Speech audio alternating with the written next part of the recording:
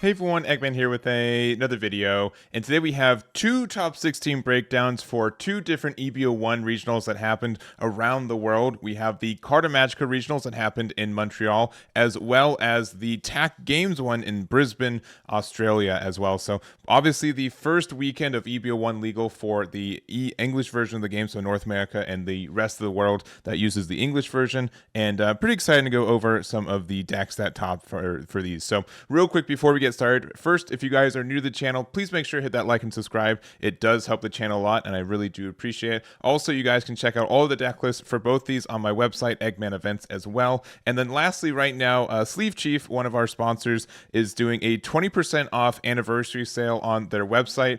Everything on their website is 20%, and if you use my link or my coupon code, the Eggman, you get an additional 5% off on there as well. So they have a bunch of stuff, not only sleeves, they have playmats and deck boxes. The feature thing we're going to do this time is Moria, since Moria did win one of the events. They've got these really nice sleeves I've been using, and they're very high quality, and the art's really fantastic too. So make sure to check those out as well. Make sure to choose standard size as well, since they do Japanese and standard size, but that is my product for the day on that one. So anyways, jumping on into these again. So we do have the Carta Magica regionals, which was 512 players, 9 rounds of Swiss best of 1. It was also live stream on their Twitch, and it will be re-uploaded to their YouTube as well, which you can check out on the description. And they did have 6 Sakazuki, 3 Moria, 2 Luffys from Star Deck 13, 2 Trafalgar Laws, 2 Newgates, and a single copy of Uta. And then on the Australian side for the TAC one, we did have 380 players with 9 rounds of Swiss into a top 16 best of 3 cut. And then also they were live streamed on their Twitch, which are linked in the description as well as, or sorry, in the page here too. So for their event, they did have 5 Morias, which one of them winning the event, 5 Sakazuki, 2 Enel, 2 Newgate, 1 Yamato, and also 1 copy of Uta. So honestly, pretty similar results between the two.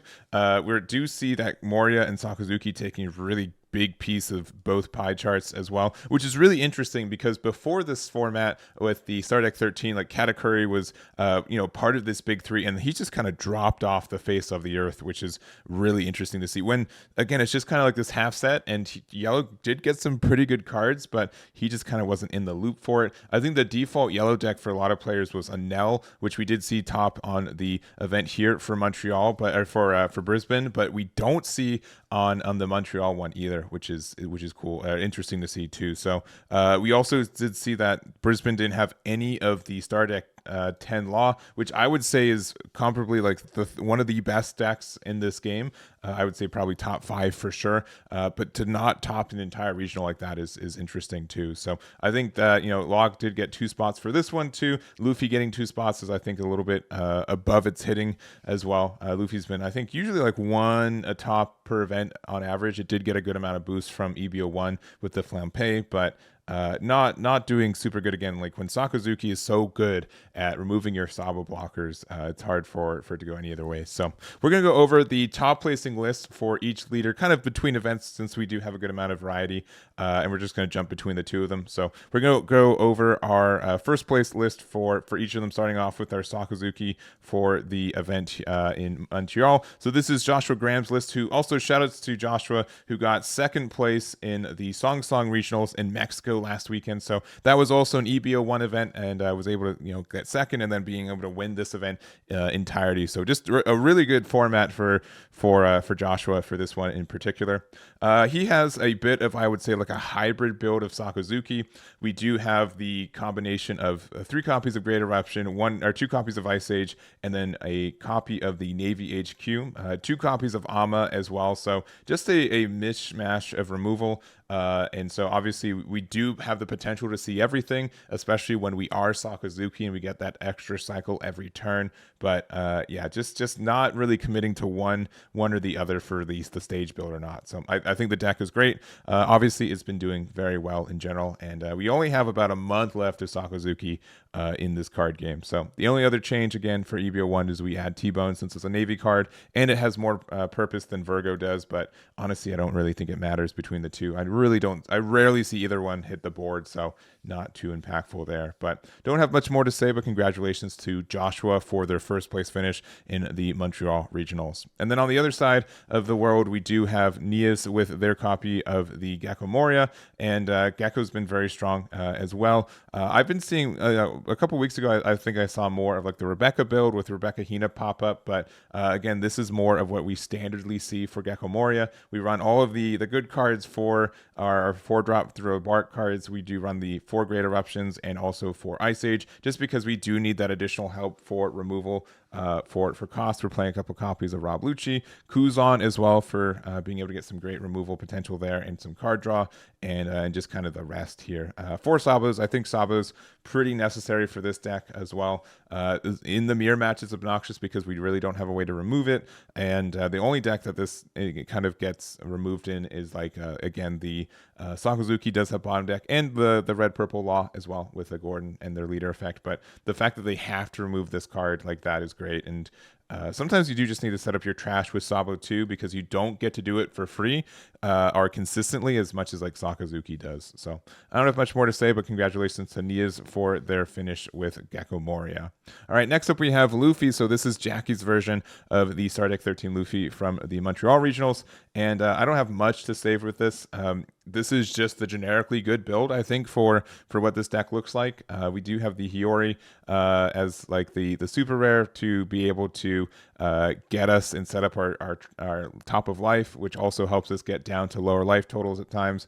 But yeah, we do run our Makino, Flampe, and Hiyori as our 11 2Ks to be able to get us to 0 life quickly. Obviously, Flampe is a new card, which helps us get that 2 and for 1, which is pretty cheap. And then we do have a couple copies of our the Star Deck Sabo, as well as like our 5-drop one and our Moria for a big play. So again, like if I was to recommend like literally a build for someone to get started into this deck, I think this is the safe one. This is the one that, you know, just consistently works and pretty straightforward for it. And not really surprised that he was able to do well with it. So don't have much more to say, but congratulations to Jacky for their finish with the Star Deck Luffy. Next up, we have Enel, and we have a really personalized list. A lot of 2s and 3s, which I'm usually not a big fan of, just for consistency reasons. But obviously, it worked out for our Enel player, where they did just get to see a bunch of different options for a lot of different scenarios. We do have the new Shirahoshi blocker from EB01, which is a pretty solid blocker in the fact that it's cheap. It's a 2 cost, especially since red isn't around as much to get rid of it. But it also has this, when it's KO'd by an opponent's effect, you get to heal 1 life as well. So being able to use that, I think, is really strong for the deck. And you know, green can still get around it. Blue, like Sakazuki, can still bottom deck it. But like Moria, I feel like in some other decks, kind of have to either respect it as a blocker or, you know, remove it and get the life. So you rarely actually get the life back from it because people play around it. But just the fact that it's a 2-drop blocker that's hard to interact, which is really nice. We do have like our Kiko Nojos, we have our Shirahoshis, our new aces from Stardeck 13 for more of the rush. We have the Enel, and then our regular top end of Linlin, Katakuri, and Yamato. And then for our events, we're running 2 copies of You're the One Should Disappear, 200 million volts, 2 reject, and then 2 copies of Raigo, our Kingdom Come, which is the new event from EB01.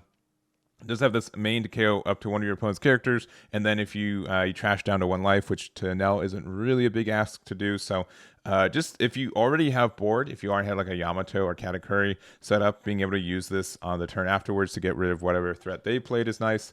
I will say that like this, you have to kind of already be ahead to be able to play this card, just because it's so expensive and like the removal is good, but then you're really not setting up anything on board. So if you already kind of have the tempo, this is a good way to secure it. Otherwise, I feel like sometimes Enel just gets behind, and it's pretty crazy how good Sakazuki is still really able to play like a Gecko Moria, and then they play bodies, and then they're able to get rid of either a Katakuri or a Yamato, and sometimes both if they have the setup or an Ice Age. So I think this deck is still pretty scary. I think there's a lot of great pieces for a lot of these Enel decks, and it's going to be, I think, pretty good for the next couple weeks, and then when OP07 comes out next month, it's going to kind of take off a little bit. So again, a very, very specific list, a lot of threes, which I don't know. I usually am a 2 or 4. I usually hate running 3 copies of something, but that's not the case for Christopher here, and it definitely paid off. So congratulations to their top 4 finish with Enel.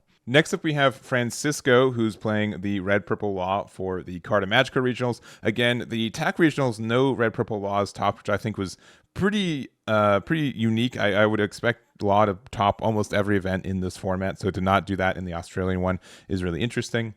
We do have the standard new cards for the deck, meaning the Mr. 2 Bond Clay, as well as the Kid and Killer.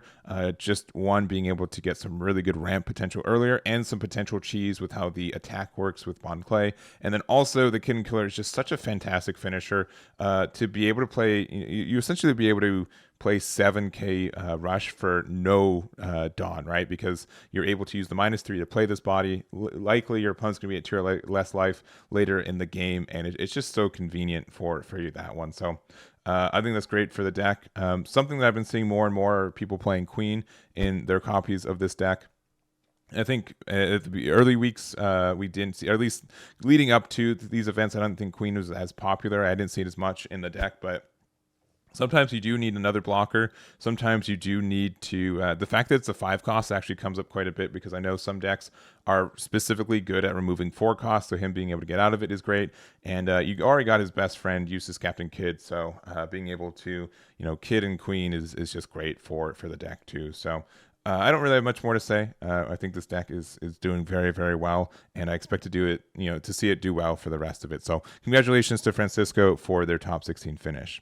Next up, we have Yamato. So this is David's version from the TAC regionals, and Yamato has fallen off just like a little bit, I feel like, from previous formats where like it was pretty good in OP06, but I think a lot of people kind of dropped it to try to play more Enel in this one. But I do think it's a very solid deck in itself. It is a kind of like a hybrid build where we are playing the Sky Island stuff, specifically like the Omen Holy package, but also we go up into the Eustace Captain Kidd, which I do think this card still wins a lot of matches by itself and can be very strong.